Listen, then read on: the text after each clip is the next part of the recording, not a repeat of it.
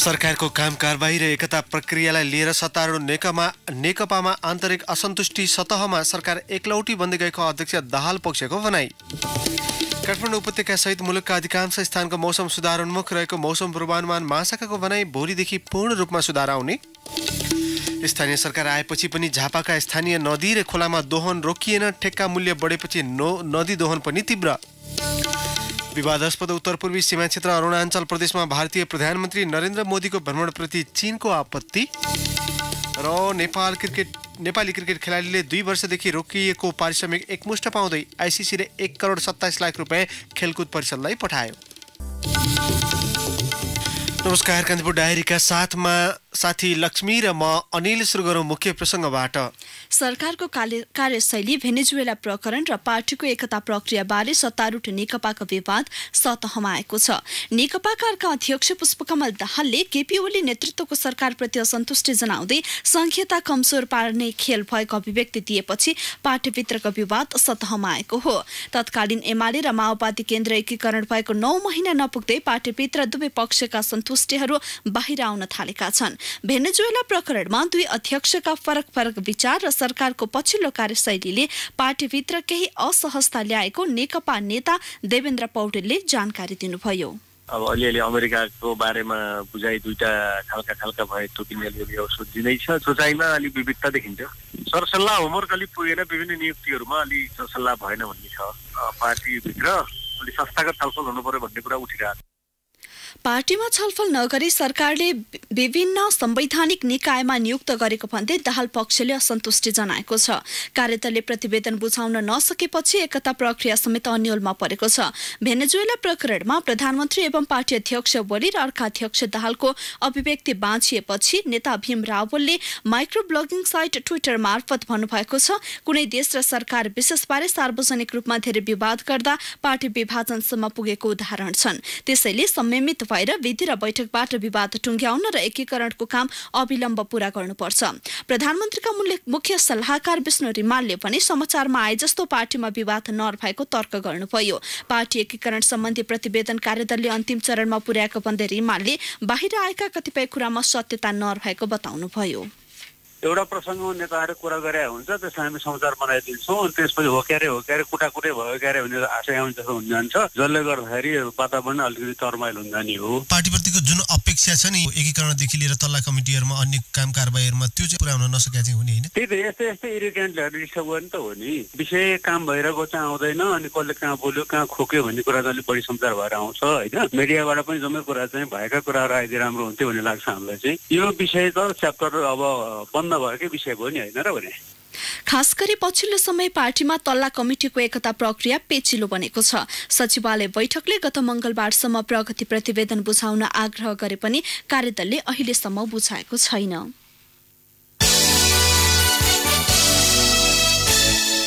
काठमाडौँ उपत्यका सहित मुलुकका अधिकांश स्थानको मौसम सुधारोन्मुख रहेको मौसम पूर्वानुमान महाशाखाले जनाएको छ। बिहान कतिपय स्थानमा मौसम बदली भए पनि अहिले अधिकांश भेगको मौसम सुधारोन्मुख रहेको मौसमविद सुभाष रिमाले जानकारी दिनुभयो। बिहान भएको छिटपुट वर्षापछि काठमाडौँ लगायत वरिपरिका जिल्लामा चिसो भने बढेको छ। उपत्यका आसपासका डाँडाहरूमा हिउँले सेताम्मे ढाकेको छ। सुदूरपश्चिमबाट प्रवेश गरेको पश्चिमी वायुको न्यून चापीय प्रणालीका कारण मुलुकभर वर्षा र हिमपात भइरहेको छ। यो प्रणाली पूर्व सर्न थालिसकेकाले पूर्ण रूपमा भोलिबाट मौसममा सुधार आउने महाशाखाले जनाएको छ। यसैबीच सल्यानमा लगातार 3 दिनसम्म भएको वर्षासँगै सल्यानका उच्च भेगमा भारी हिमपात भएको छ। हिमपातका कारण नजिकै भएका बस्तीमा चिसोले जनजीवन प्रभावित भएको छ। हिमालपारीको जिल्ला मुस्ताङमा पनि अधिक हिमपात भएको छ। हिमपात भएकाले नदी बाहेकका सबै भूभागमा बाक्लो हिउँ जमेको छ। जमसम स्थित विमानस्थलको धावन मार्गमा बाक्लो हिउँ जमेकाले पोखरा जमसम उडान पनि अवरुद्ध बनेको छ। बेनी जमसम सडकको मुस्ताङ खण्डको घासा जमसम मुक्तिनाथ समेत सबै सडक हिउँले ढाकिएकाले सवारी चल्न सकेका छैनन्। यस्तै म्याग्दीको पर्यटकीय बस्ती घोडेपानीमा समेत बाक्लो हिमपातले जनजीवन प्रभावित भएको छ। हिमपातले पदमार्ग विच्छेद भई यात्रा सम्भव नभएपछि पर्यटकहरू अलपत्र परेका छन्। हुम्लामा लामो समयपछि यो वर्ष भारी हिमपात भएको सहकर्मी जयबहादुर रोकाले जनाएका छन्। बुधबार बिहानदेखि भएको लगातार हिमपातका कारण सिमकोटमा 4 फिट बाक्लो हिउँ जमेको छ। प्रतिकूल मौसमका कारण सङ्खुवासभाको तुमलिङटार विमानस्थलमा 3 दिनदेखि उडान अवरुद्ध भएको छ। बाक्लो हुस्सु र वर्षाका कारण भिजिबिलिटी राम्रो नभएपछि उडान हुन नसकेको हो। नियमित उडान नहुँदा उपचारका लागि आउने बिरामीहरू बढी मर्कामा परेका छन्। सडक मार्गबाट अस्पताल जान समस्या हुने हुँदा अधिकांश बिरामीहरू काठमाडौँ आउने गरेका छन्। जिल्लाको एकमात्रै तुमलिङटार विमानस्थलमा नियमित उडान नहुँदा छिमेकी जिल्ला भोजपुरका सर्वसाधारणहरू समेत प्रभावित बनेका छन्। मौसम खुलेपछि मात्रै नियमित उडान हुने बुद्ध एयरका राजीव पोखरेलले जानकारी दिनुभयो। अहिले तुमलिङटार विमानस्थलमा निजी क्षेत्रका बुद्ध र यति एयरलाइन्सले दैनिक उडान भर्दै आएका छन्। झापामा खोला दोहन यस वर्ष पनि चरम छ। स्थानीय सरकार आएपछि खोला दोहन थप बढेको छ। राज्य पुनर्संरचनापछि स्थानीय तहको अधिकारभित्र परेका खोलाहरूमा बालुवा गिट्टी निकाल्नेको होडबाजी चलेको छ। झापामा 2 दर्जन बढी खोला नाला छन्। तीमध्ये 12वटा खोलामा नदीजन्य सामग्री उत्खननको ठेक्का लागेको छ। साबिकका खोलाहरूमा स्थानीय तहहरूले गत वर्षको भन्दा बढी मूल्यमा ठेक्का लगाएका छन्। ठेक्का मूल्य बढेपछि खोलाहरूमा दोहन पनि तीव्र बनेको छ। थप विवरणसहित झापाबाट सहकर्मी अर्जुन राजवंशी। जिल्लाका 9वटा स्थानीय तहले नदीजन्य सामग्री उत्खननका लागि यस वर्ष ठेक्का लगाएका छन्। स्थानीय तहले 21 करोड भन्दा बढी मूल्यमा खोला ठेक्का लगाएका हुन्। यो रकम गत वर्ष भन्दा 8 करोडले बढी हो। उत्खननको विरोध गर्दै आएका स्थानीय यस वर्ष स्थानीय तहले झन बढी मूल्यमा ठेक्का लगाएपछि चिन्तित बनेका छन्। वर्षेनी खोलामा नदीजन्य सामग्रीको उत्खनन बढ्दा पानीको स्रोत सुक्दै गएको छ। नहरमा पानी नचढ्दा किसानले बाली लगाउन पाएका छैनन्। खेतीयोग्य जमिन कटान तथा डुबान रोकथामका लागि निर्माण गरिएका तटबन्ध पनि काम नलाग्ने बनेका छन्। दमक 3 का स्थानीय तारामान भुजेल 2 मिटर गहिरो बनाइदियो, त्यो कहिल्यै त्यस्तो नहुने ठाउँमा गर्दियो र अनि हाम्रो पाँच ठाडो बनाइदियो। त्यहाँ मनको चाहिँ अरू बगाएर यहाँ तलसम्म निकालो। अनि दोस्रो मन थियो, त्यो दोस्रो मनलाई पनि तसनस बनायो। जिल्लामा यो वर्ष दमक, मेचीनगर, कन्काई, अर्जुनधारा, शिवशताक्षी र भद्रपुर नगरपालिका तथा बुद्धशान्ति, बारादशी र कमल गाउँपालिकाले रतुवा, मावा, कन्काई, टाङटिङ, बिरिङ, मेची, हडिया, टिमाई र निन्दा खोला उत्खननका लागि ठेक्का लगाएका छन्। प्रारम्भिक वातावरणीय परीक्षण आईईई अनुसार आधा मिटरदेखि 1 मिटरसम्म मात्र खोलाबाट नदीजन्य सामग्री निकाल्न पाइन्छ। तर खोला ठेक्कामा लिएका ठेकेदारहरूले अहिले नै 2 मिटर भन्दा बढीसम्म खोला गहिरो बनाइसकेका छन्। दमक नगरपालिकाका वातावरण अधिकृत ज्ञानेन्द्र चौधरी खोलाको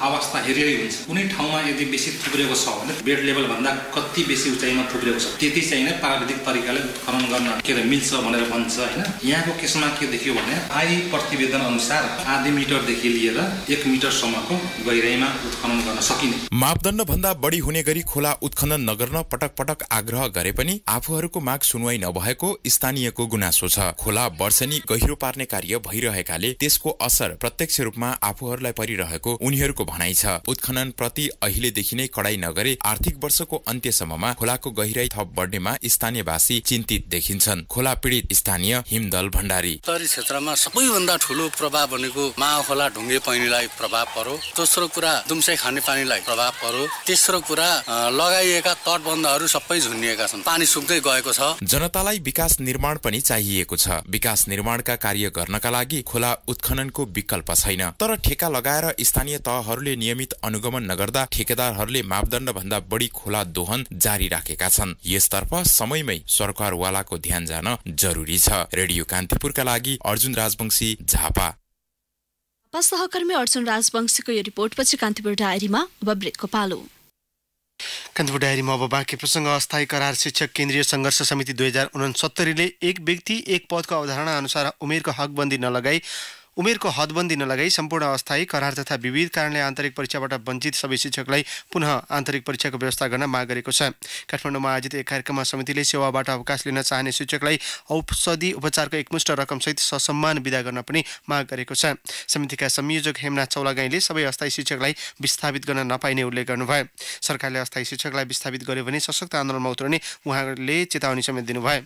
सबै अस्थायी शिक्षकलाई आन्तरिक परीक्षामा समेत सहभागी गराउनु पर्नेमा चौलागाईले जोड दिनुभयो। समितिका वरिष्ठ उपाध्यक्ष गोपाल बहादुर बस्नेतले सरकारले आफूहरूले उठाएका जायज माग पूरा नगरे यसअघि सार्वजनिक गरिएका आन्दोलनका कार्यक्रमलाई जारी राख्ने चेतावनी समेत दिनुभयो। समितिले यही माग 29 गते मुलुकभरका सामुदायिक विद्यालय बन्द गर्ने घोषणा गरिसकेको छ। बागमती सफाई महाअभियानले 300औं हप्ता पार गरेको छ। सफाई महाअभियानमा थप सहभागिताका लागि शहरी विकास मन्त्रालयले सरकारवाला सबैलाई आह्वान गरेको छ। सफाई अभियानको यो अवधिमा करिब 18,000 मेट्रिक टन फोहोर उठाइसकिएको सरकारी अधिकारीले दावी गरेका छन्। स्वच्छता मेरो पहिचान, सफाईमा योगदान भन्ने नाराका साथ थालिएको अभियानले बागमती नदीका साथै आसपासका विभिन्न 90 भन्दा बढी स्थानमा सफाई गरिएको छ। 100औं हप्तासम्म बागमती नदीमा मात्र केन्द्रित सफाई अभियान विस्तार हुँदै विष्णुमती, रुद्रमती, धोबीखोला, नखो, कर्मनासा, इन्द्रमती, मनोहरा, हनुमन्त लगायतका नदी तथा चक्रपथ सफाईसम्म विस्तार भएको थियो। उपत्यकाभर 1850 भन्दा बढी संघ संस्था र करिब 10 लाख अभियन्ताको प्रत्यक्ष सहयोगमा हरेक हप्ता बागमती सफा गर्ने काम जारी नै छ। यद्यपि ढल र फोहोर मैला व्यवस्थापन हुन नसक्दा सफाई अभियानबाट प्रभावकारी परिणाम पनि आउन सकेको छैन।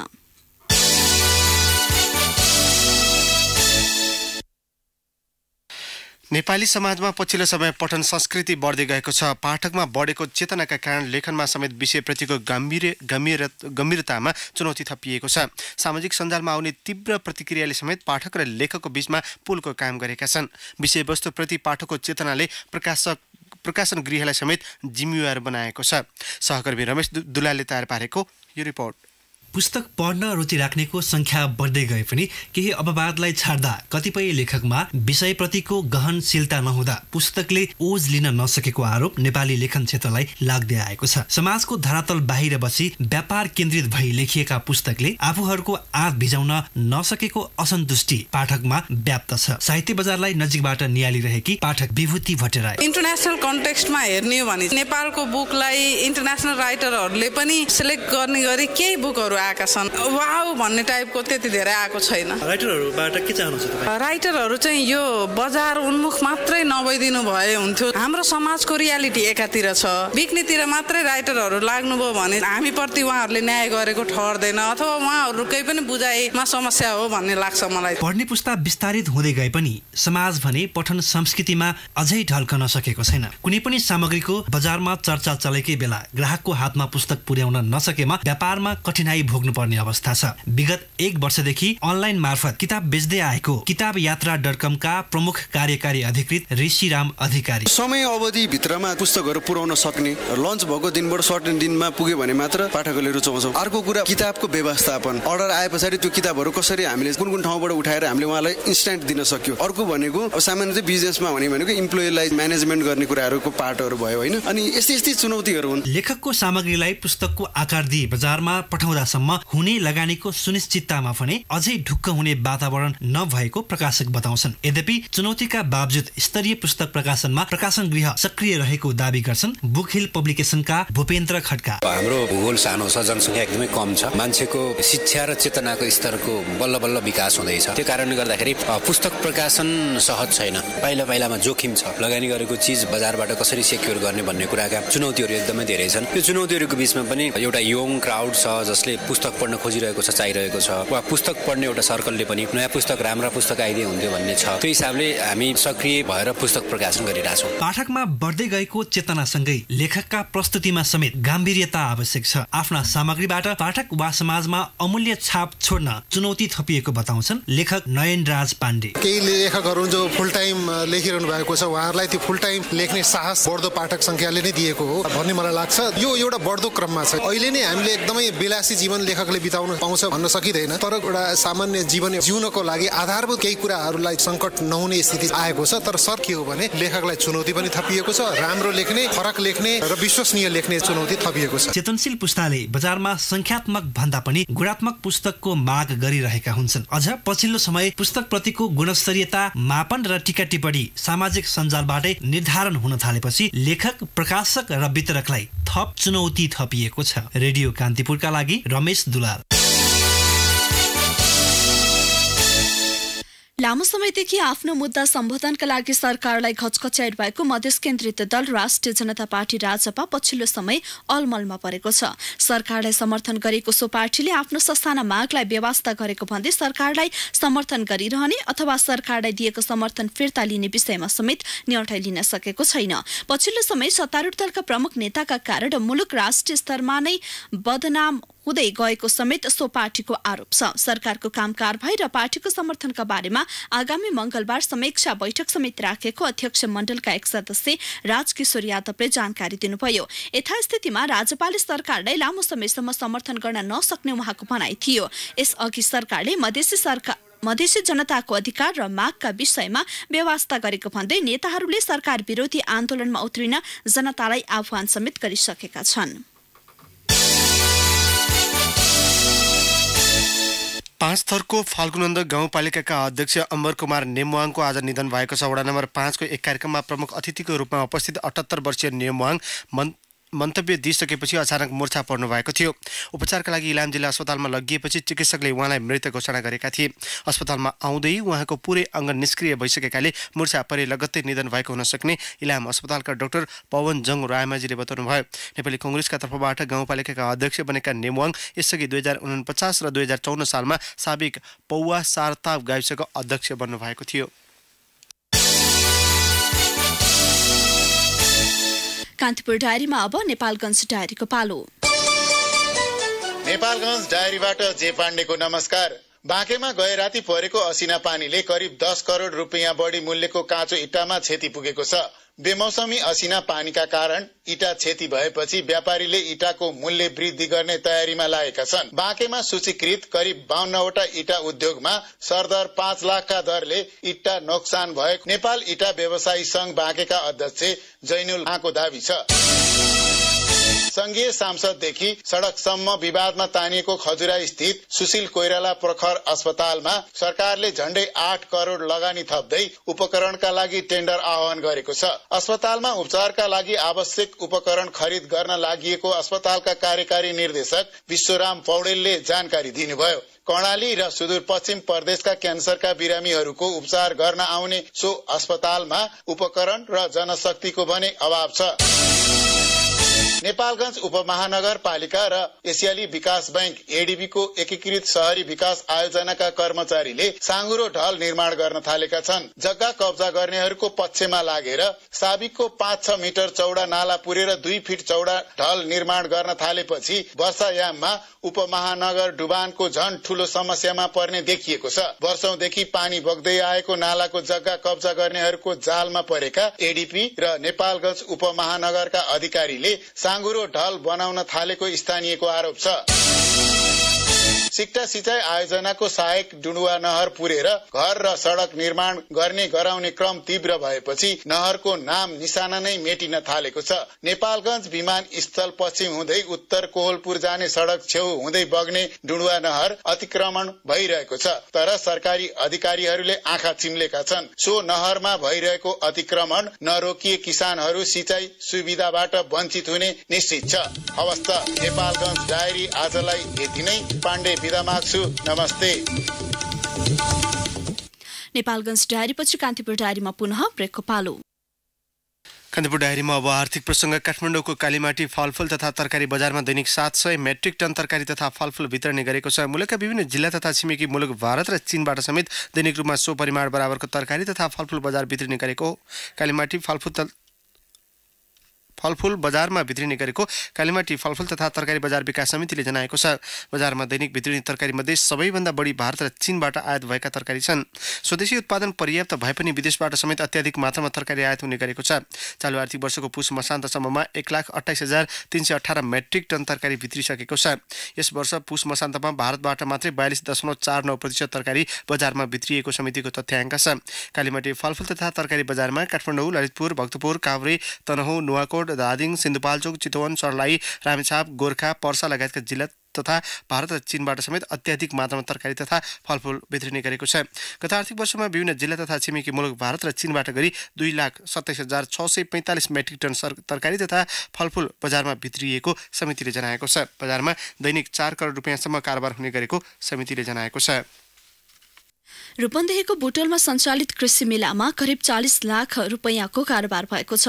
मेलालाई झण्डै 50,000ले अवलोकन गरेका छन्। प्रदेश 5 को भूमि व्यवस्था, कृषि तथा सहकारी मन्त्रालय र बुटोल उद्योग वाणिज्य संघको योजनामा सञ्चालित कृषि मेला आज सम्पन्न भएको हो। मेलाले कृषिलाई प्रविधि र बजारलाई किसानसँग जोड्न सफल भएको वाणिज्य संघका अध्यक्ष खिम बहादुर हमालले बताउनुभयो। मेलाको समापनमा बुटोल उपमहानगरपालिकाका प्रमुख शिवराज सुवेदीले कृषिको व्यावसायिक विकास बिना मुलुकको आर्थिक समृद्धि सम्भव नभएको बताउनुभयो। मेलामा कृषि उत्पादनतर्फ सहभागी 86 स्टललाई विधागत रूपमा 11 विधामा विभाजित गरेर प्रत्येक विधामा प्रथम, द्वितीय र तृतीय छनौट गरिएको थियो।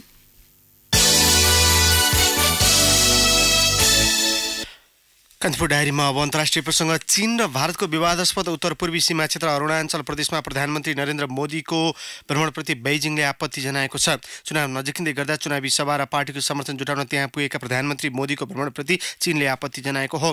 विवादास्पद क्षेत्रमा भारतीय नेताहरूको कुनै पनि क्रियाकलापमा प्रतिबन्ध रहेको बताउँदै चीनिया परराष्ट्र मन्त्रीले भारतीय प्रधानमन्त्री मोदीको भ्रमण सहमति विपरीत भएको आरोप लगाएको समाचार संस्था रोयटर्सले उल्लेख गरेको छ। द्विपक्षीय वार्ताबाटै सीमा समस्या समाधानका लागि चीनिया परराष्ट्र मन्त्रीले भारतलाई आग्रह समेत गरेका छन्। भारतले पनि सो विषयमा प्रतिक्रिया जनाएको छैन। सन् 1962 देखि दुई मुलुकबीच सो क्षेत्रलाई लिएर तनाव चुलिँदै आएको छ। सीमा विवाद टुङ्ग्याउन भएका विभिन्न प्रयास समेत असफल भएका छन्। अब खेल प्रसङ्ग। नेपाली राष्ट्रिय क्रिकेट टोलीका खेलाडीले 2 वर्षको पारिश्रमिक पाउनु भएका छन्। राष्ट्रिय खेलकुद परिषद राखेपको पहलमा उनीहरूले 2 वर्षको तलब एकमुष्ट पाउन लागेका हुन्। अन्तर्राष्ट्रिय क्रिकेट परिषद आइसिसीले खेलाडीको तलब बापत 1,27,87,782 रुपैयाँ खातामा पठाएको राखेपले जनाएको छ। अर्को साता खेलाडीलाई पारिश्रमिक रकम वितरण गरिने राखेपका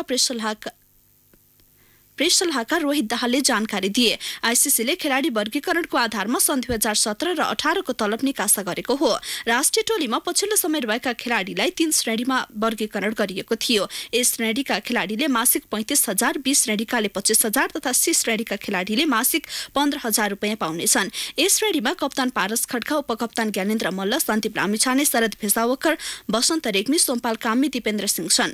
बी श्रेणीमा शक्ति गौचन, करण केसी, ललित भण्डारी, रोहित कुमार पौडेल, ललित नारायण राजवंशी, आरिफ शेख र अनिल कुमार शाह तथा सी श्रेणीमा विनोद भण्डारी, सुसन भारी, किशोर महतो, सुभाष खकुरेल, सागर पुन, दिलीप नाथ र सुनिल थमला रहेका छन्।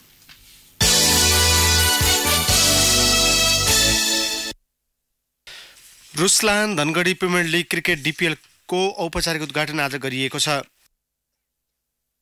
बुधबार रातिदेखि परेको वर्षाले मैदान पुरै हिलामे भएपछि आज हुने तय भएको खेल 2 दिन पछाडि धकिलिएको हो। यद्यपि धनगढीको एक होटलमा DPL को उद्घाटन गरिएको आयोजक धनगढी क्रिकेट एकाडेमीका अध्यक्ष सुभाष शाहीले जानकारी दिए। सोही अवसरमा एकाडेमीले नेपाल राष्ट्रिय क्रिकेट टोलीका पूर्व कप्तान पवन अग्रवाल र प्रशिक्षक सुनोज भट्टराईलाई सम्मान गरेको छ।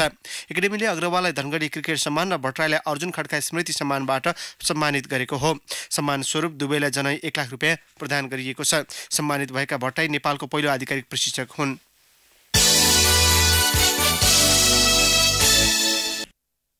भारतमा सुरु हिरो गोल्ड कप फुटबल प्रतियोगिताको पहिलो खेलमा नेपाल पराजित भएको छ। भुवनेश्वर स्थित कालिङ्गा रङ्गशालामा भएको खेलमा नेपाल म्यानमारसँग 3-0 ले पराजित भएको हो। दोस्रो खेलमा नेपालले पर्सि भारतको सामना गर्नेछ। औस्तरी प्रसङ्गसहित कान्तिपुर डायरीको यो बुलेटिन अहिलेलाई यहीँ सकिन्छ। साथी लक्ष्मी र म अनिल बिदा माग्छौँ। नमस्कार। सूचना र मनोरञ्जनको संवाहक रेडियो राष्ट्रको रेडियो कान्तिपुर।